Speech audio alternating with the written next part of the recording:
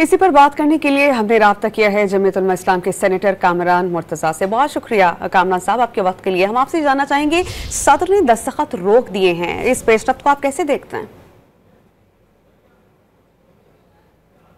रखने वाले ऐसा है कि कल मीडिया से ताल्लुक रखने वाले दोस्तों ने मुलाकात की थी मौलाना साहब से और रिक्वेस्ट की थी कि आप सदर साहब से बात करें।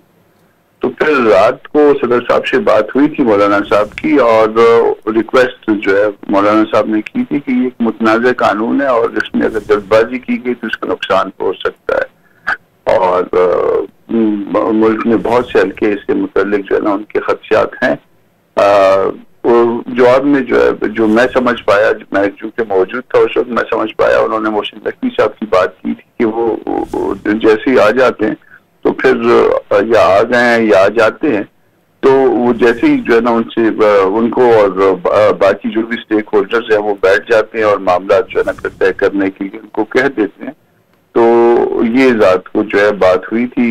नकवी साहब का इंतजार है, वो अगर पहुंच गए तो भी और अगर नहीं पहुंचे तो भी, तो फिर मामला शायद आगे बढ़ सके। अच्छा कामरान साहब, आपको क्या लगता है कि पार्लियामेंट्री जो PRA की तजवीज़ है उसके बाद गौर के बाद क्या कुछ तरमीम के साथ सदर दस्तखत कर सकेंगे? क्योंकि अगर ऐसा ना हुआ तो फिर तो सवालात उठेंगे इस बिल पर।